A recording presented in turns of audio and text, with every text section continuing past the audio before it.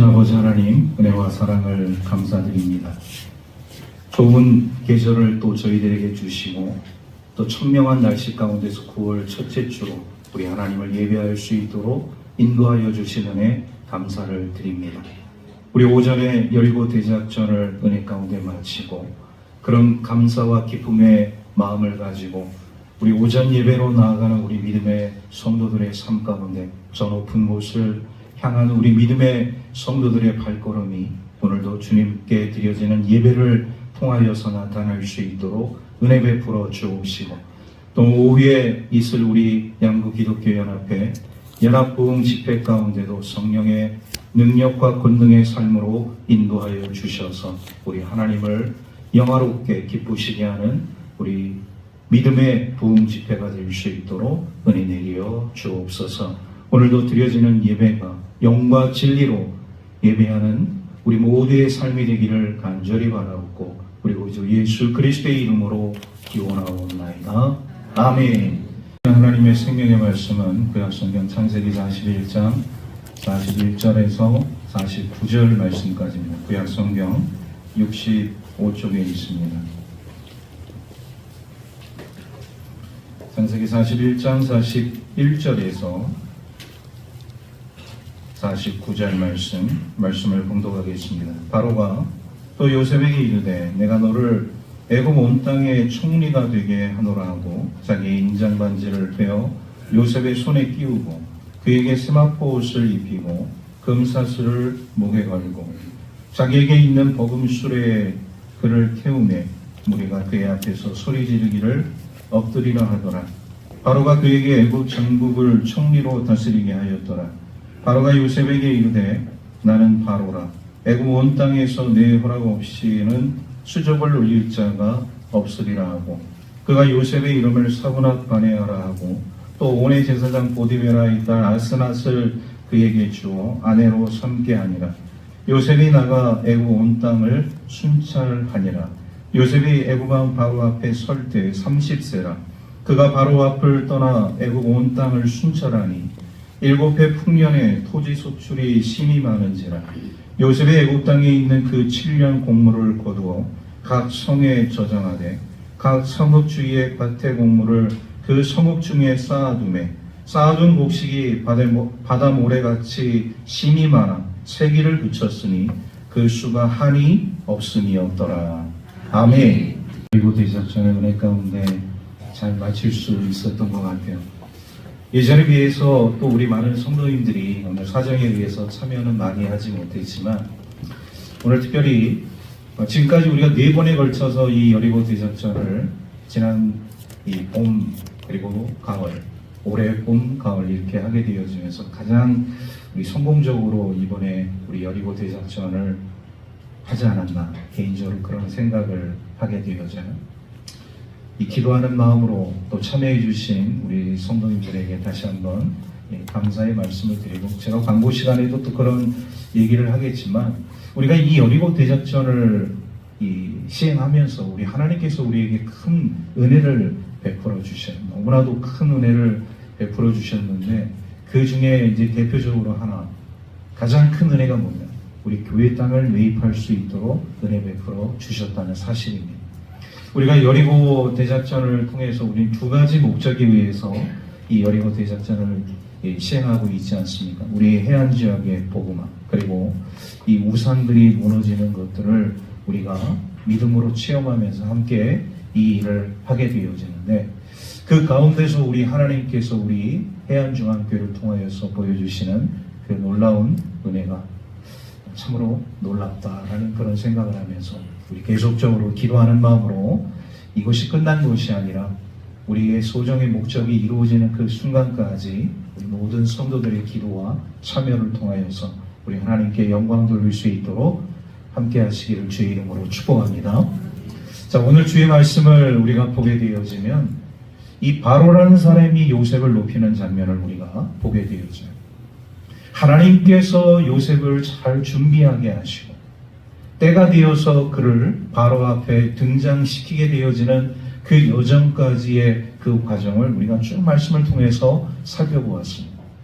그런데 오늘 주의 말씀을 우리가 함께 살펴보게 되어지는데 이 바로라는 사람이 정말로 혜성과 같이 등장한 이 요셉이라는 사람을 애굽의 2인자 총리의 자리까지 이 올려놓는 그 과정들을 우리가 살펴보게 되어지면 참 기가 막힌 일이 아닐 수가 없다는 것을 우리가 깨닫습니다.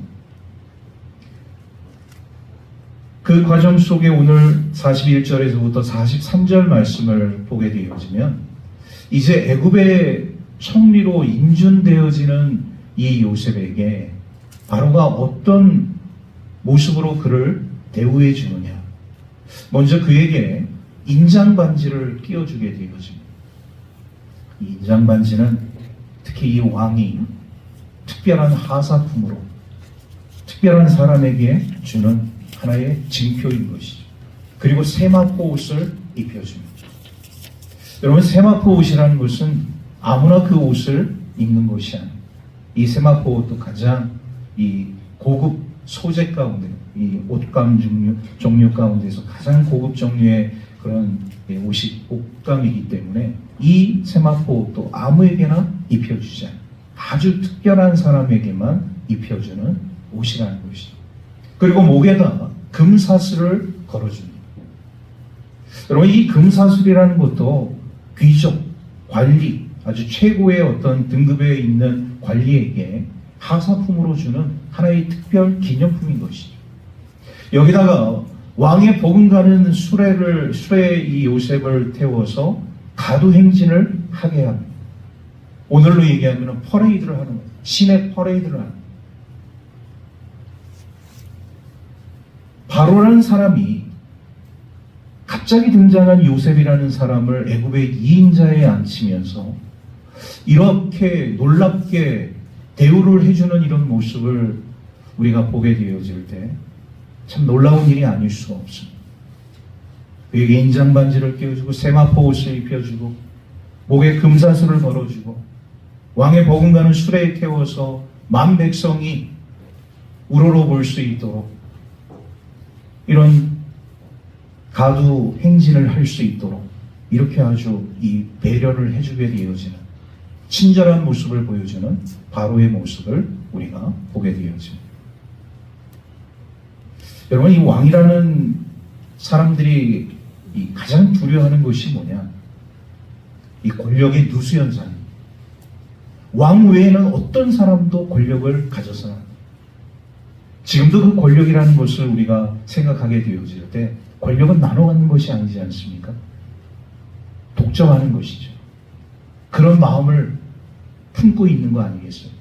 그럼 그 당시에 바로라는 사람도 이 권력의 중심에 서 있는 사람이기 때문에 이 권력을 누구와 함께 나눈다? 있어서도 안 되고 해서도 안 되는 거예요.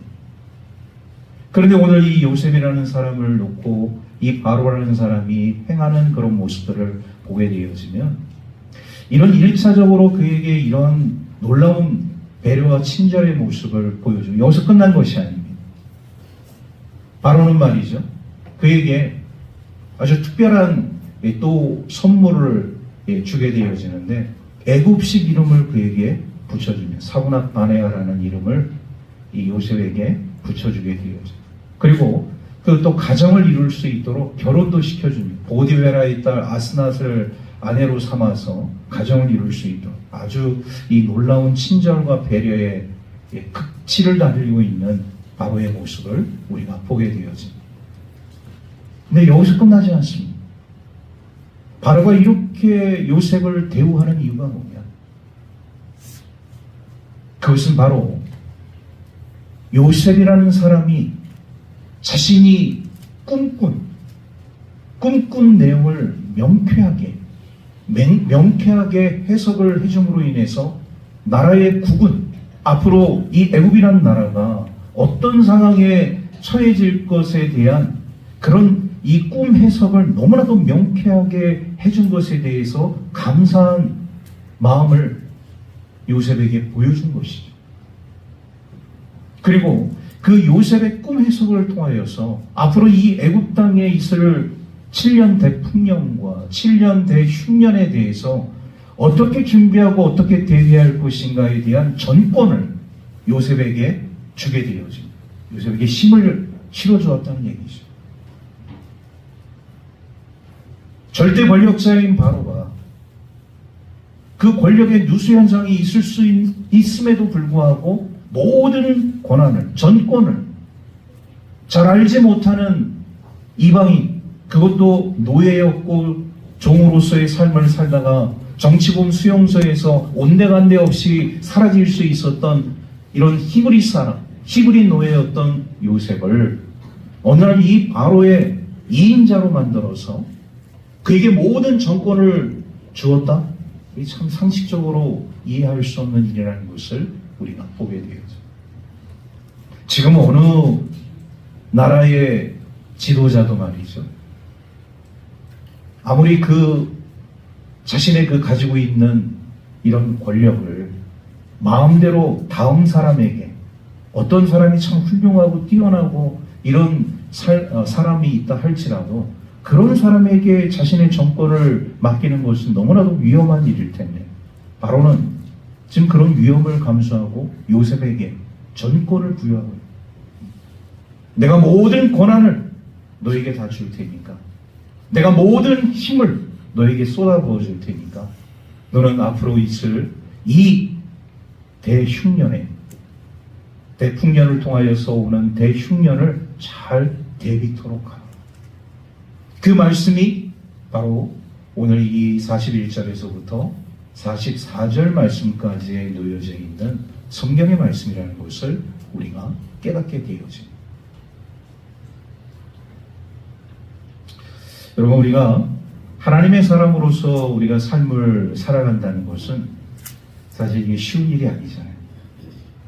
요셉이 지금까지 이 삶을 살아오면서 지금 17세에 갑자기 노예가 되어져서 지금 애굽의 총리가 되어지는 이 30살, 오늘 그 나이를 밝히고 있어요.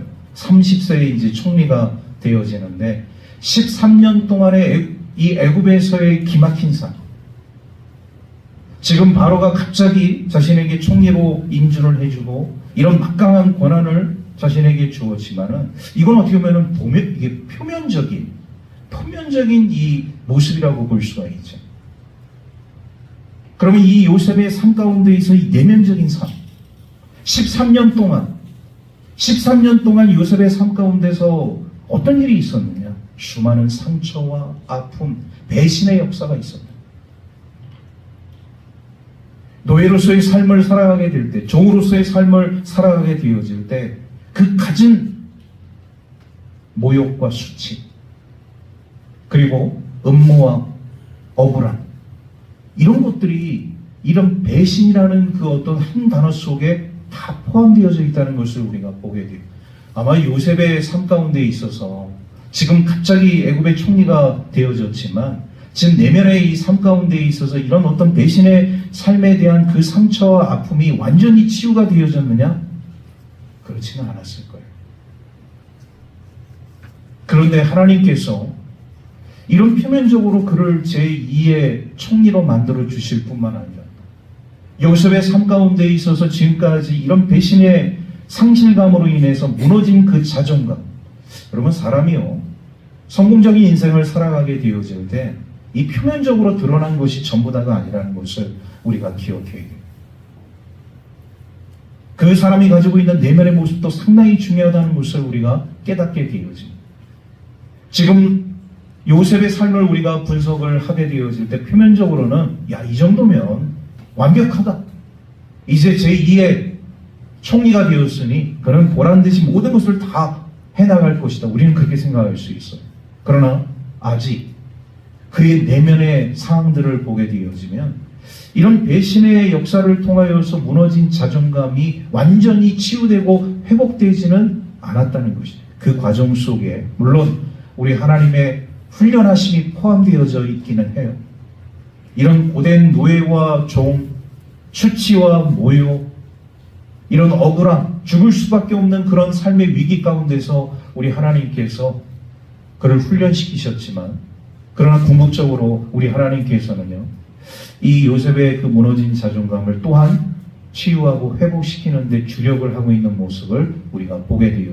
그 무너진 자존감을 어떻게 세워주시느냐? 바로 이방 사람 바로라는 사람을 통해서 그 무너진 자존감, 수치심, 그 배신의 역사를 다시 복구시키는 우리 하나님의 놀라운 역사를 우리가 보게 되어집니다. 요셉은 이러한 우리 하나님의 그런 은총에 힘입어서 어떻게 보면 30세에 그 누구도 생각하지 못한 아주 뛰어난 시대의 영웅으로서 등장하게 되어집니다. 여기서 우리가 하나 생각할 것은 뭐냐? 우리 하나님은요, 우리 하나님의 사람들이 이 땅 가운데 삶을 살아가게 되어질 때 풍성하고 최고의 삶을 살아가기를 원하신다. 요셉이 노예로서 종으로서의 삶을 살다가 그냥 인생을 끝마치는 것이 아니라 우리 하나님께서 요셉을 향한 그 놀라운 계획을 준비하고 계셨잖아요. 아주 혹독한 시련과 훈련을 통해서 요셉을 하나님의 사람으로 만드시지 않았습니까?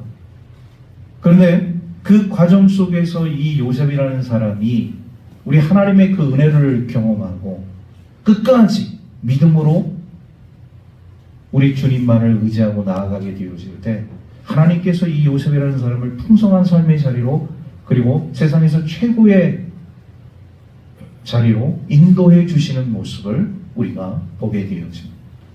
오늘 우리 하나님의 사람들이 이 땅 가운데 삶을 살아가게 되어질 때 바로 이런 요셉의 그런 어떤 삶을 우리가 잘 생각해 볼 필요가 있다는 것이죠.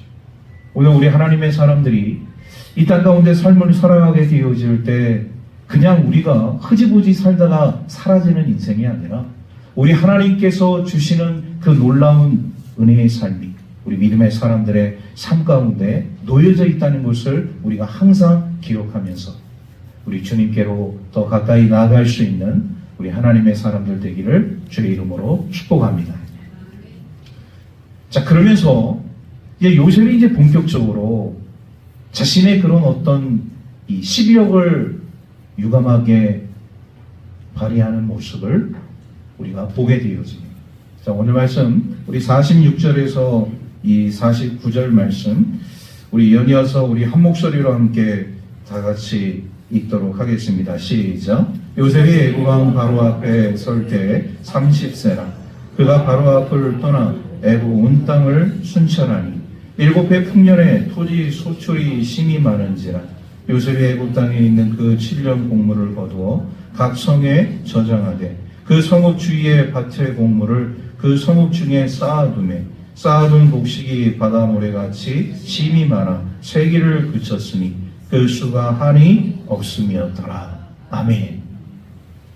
여러분, 이 46절에서 49절의 말씀을 보게 되어지면 뭐에 대한 말씀이냐? 이 요셉의 행정력에 대한 말씀이라는 것을 우리가 보게 되어져요. 여기서 이 행정력이라는 것은 그냥 어떤 이 책상 위에서 탁상 공론의 삶을 살아가는 것이 아니라는 것을 우리가 먼저 알아야 합니다. 여러분, 우리 정치인들 가운데서 많은 그런 이 국가적인 문제를 놓고서 생각을 하게 되어질 때 힘든 분야 중에 하나가 어떤 분야냐? 농업 분야입니다. 이 농업 정책을 어떻게 잘 해야 할 것인가? 이 국가적인 숙제입니다. 그냥 당리당략에만 치우쳐서 밥그릇 챙기기에만 바쁜 그런 정치인이라면 이게 사실 이 온전한 정치인이라고 볼 수가 없죠. 나라의 미래를 국가의 이런 이 정책을 준비하고 계획하는 데 있어서 온전한 정치인이라면 정말로 그 국가 정책 가운데 있어서 가장 문제가 되어지고 그리고 힘든 분야를 어떻게 잘 타개해 나갈 것인가. 여기에 이제 힘을 쏟는 정치인이 올바른 정치인이라고 볼 수가 있는 것이죠. 여러분, 이 농업 분야가 왜 힘듭니까? 우리 성도들 가운데도 다 이 농사에 종사하시는 분들이 많이 계시지만 여러분, 이 농사를 하는 우리 성도들의 그 삶 가운데도 항상 고백하는 말이 뭐냐? 농사는 예측 불허이라는 거예요. 예측할 수 없는, 예단할 수 없는 그런 분야라는 것이. 왜냐하면 농업은 생물이기 때문에. 여러분, 공산품 말이죠. 공산품은 통제가 가능해요. 수요와 공급, 우리 시장 경제에 있어서 수요와 공급을 유지하는 데 있어서 공급이 너무 지나치게 많을 것 같으면은 이 수요가 적으면 공급량을 줄이면 되는 거예요. 수요량이 많다. 사람들이 그것을 원하고 살려고 하는 사람들이 많다. 그러면 공급량을 늘리면 되는 것입니다. 이게 공산품의 이런 어떤 수요와 공급의 이런 원활한 그런 통제 능력이 가능한데, 농업 분야에 있어서는 이 수요와 공급을 맞출 수가 없는, 좀 전에 말씀드린 대로 생물이기 때문에 어느 해는 공급이 굉장히 지나치게 많아요. 어느 해는 공급이 적어요. 어느 해는 수요가 많아요. 어느 해는 수요가 적어요. 그러니까 이 어느 시기에 이 공급과 수요를 유효하게 잘 맞출 수 있느냐, 이 사실 굉장히 힘들다는 것을 우리가 깨닫게 되어집니다. 이 수요와 공급을 맞추는 것도 사실 쉽지 않지만, 거기서 또 우리가 유통이라는 것을 또한 생각하지 않을 수 없잖아요. 우리 중간 상인들, 우리 농민들이 힘들게 아주 피땀 흘려서 농사를 지은 그 농산물을 우리 중간 상인들이 말이에요, 장난을 치는 경우들이 많잖아요. 소위 말해서 농산물은 중간 상인에게 넘어가는 가격이 굉장히 저렴한데 시장에서 파는 가격은 굉장히 높아요. 이것은 뭐냐? 독과점에 영향이 많이 있을 수 있다는 것이죠. 중간 상인들이 그 엄청난 물량을 가지고 조절을 하고 장난질을 하기 때문에 사실 이런 농민들도, 그리고 소비자의 입장에서 제대로 된 그런 어떤 농산물을 아주 좋게 그 물건을 사고 그 물건을 먹을 수 있는 이런 과정들이 상당히 쉽지 않다는 것을 우리가 보게 돼요. 이런 유통의 문제, 수요와 공급의 문제, 유통의 문제, 이 농업 정책에 있어서 빼놓아서는 안 될 이런 부분들이라고 볼 수가 있는 것이죠. 근데 오늘 이 요셉의 삶을 우리가 보게 되어지면 수요와 공급 그리고 유통의 문제까지 아주 한 방에 해결하게 되어지는 지혜로운 그리스도인의 모습을 우리가 보게 되어집니다. 이미 하나님께서 이 요셉이라는 사람을 통하여서 7년 대풍년과 7년 대흉년을 벌써 꿈을 통하여서, 바로의 꿈을 통하여서 요셉에게 알게 해주셨잖아요. 이게 요셉은 말이죠, 하나님이 주신 이 비전을 가지고서 탁상공론에 치우치지 않았다는, 농업정책의 또 하나의 문제 중에 하나가 뭐냐, 탁상공론에 그치는 일들이 많다는 것이죠. 보고서만 받아요. 실물 농업경제가 어떻게 돌아가는지 현장에 가서 그것을 체크하고 그것을 판단해야 할 사람들이 그냥 보고서만 받고서 이렇게 될 것이다, 이렇게 하면 될 것이다, 안 된다는 것이죠. 그런데 요셉은 말이죠, 실질적인 그 현장에 나가서, 그리고 그 현장에서 나오는 그런 어떤 곡물들, 이런 곡물들에 대해서 정확한 판단과 예측을 하게 되었다. 그리고 중요한 것은 뭐냐, 7년 풍년이 끝나면 7년 대흉년이 오게 되어지는데 흉년 때 가장 알맞은 곡물이 무엇인가, 이거를 이미 예측했다는 거예요. 그래서 저장성이 더 길고 오래가는 그런 곡물들을 준비하게 했다는 사실입니다. 전국에 풍년이 들게 되어질 때 이 잉여 생산물을 가지고서, 예전에는 그 잉여 생산물을 그냥 뭐 흥청망청 쓰는데 다 소비했지만, 요셉이 이제 총리로서 등극하게 되어지면서 우리 하나님이 주신 그 꿈을 통하여서 이 7년 대풍년 동안 해놓은 일 중에 하나가 뭐냐, 전국에 엄청난 저장고를 만들게 되어집니다. 여러분, 우리가 농산물을 우리가 이 생산을 하는 데 있어서 어느 해는 풍성하게, 어느 해는 잘 안 될 수도 있잖아요. 풍성하게 되어질 때 그 농산물을 잘 저장해 둘 수 있는 저장고, 뭐 저온 저장고가 되었던, 어떤 일반 저장고가 되었던, 그 곡물들을 잘 유지, 관리, 보수할 수 있는 이런 시설들을 제대로 잘 갖추게 되어지면 잉여 생산물을 쓸데없이 낭비하거나 소모하지 않아도 나중에 그것이 더 좋은 가격으로 우리에게 돌아올 수 있다는 것을 우리가 생각하게 돼요. 그런데 이 당시에 요셉은 그거를 생각하고 있었다. 전국에 엄청난 저장고를 짓게 만듭니다. 그리고 풍년이 들었을 때 그 잉여 곡물들을 그 엄청난 저장고에 다 저장을 시켜두게 되어지는데, 그냥 쉽게 상하거나 무르는 그런 곡물들이 아니라 저장이 오래 보관되어지는 이런 곡물들을 잘 선정해서 농사를 짓게 해서 그런 잉여 생산물을 가지고 저장고에 저장을 하게 되어집니다. 이런 지혜로운 머리를 요셉이라는 사람이 행하게 되었다. 그래서 그는요, 이런 전국의 저장고를 비치해 둘 뿐만 아니라 이런 공급과 수요 그리고 유통에 있어서 아주 체계적으로 이것들이 맞물려서 잘 돌아갈 수 있도록 방법을 구사하게 되어지는 모습을 우리가 보게 되어집니다. 결국 대7년 이 풍년이 끝나고, 오늘 이제 읽지는 않았지만 우리 53절부터 57절 말씀까지의 이 말씀들을 우리가 보게 되어지면 이제 대흉년이 찾아오지 않습니까?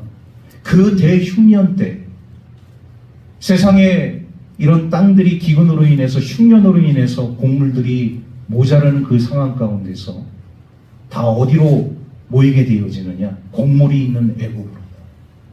그래서 이 가나안 땅에 살고 있는 이 요셉의 아버지, 그 형제들도 결국 곡식을 사러 이 애국으로 내려오는 그런 어떤 일들을 우리가 바라보게 되어질 때, 요셉이라는 사람이 지금까지 행했던 이런 행정력이 일반적인 그런 어떤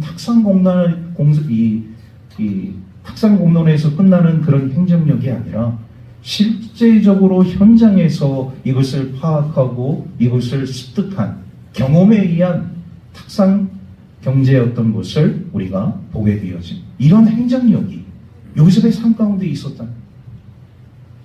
그러니까 그를 우리 하나님께서 이렇게 믿음의 삶을 살아가는 데 있어서 잘 대비하고 준비할 수 있도록 인도해 주셨다는 사실. 오늘 말씀, 우리가 이 말씀을 묵상하면서 바로라는 사람이 이 요셉을 이렇게 높인 이유를 우리가 살펴보게 되어질 때, 물론 요셉이라는 사람이 가지고 있는 그 꿈 해석의 능력도 있었지만, 요셉이라는 사람이 가지고 있는 이런 믿음과 지혜의 탁월함이 겸비되어 있는 하나님의 사람이었기 때문에 요셉이 이런 어려운 그런 시절 가운데서도 우리 하나님의 사람으로서 이 어려움을 잘 지혜롭게 극복하고, 그리고 수많은 사람들을 생명의 길로, 구원의 길로 인도하는 하나님의 사람이 되었다는 것을 우리가 말씀을 통해서 깨닫게 되어집니다. 여기서 우리는요, 요셉이라는 사람이 이 참된 지도자였다는 것을 또한 보게 되어져요. 참된 지도자의 그런 모습 속에서 어떤 모습이 나타나게 되어지느냐? 요셉은 자신의 이런 삶 가운데 있어서 절제의 그런 모습을 보여주었다. 절제는 뭐냐? 대풍년을 통하여서 수많은 사람들이 이 풍년의 기간 동안에 잉여 생산물에 대한 그런 어떤 소비가 흥청망청 이루어지지 않았다는,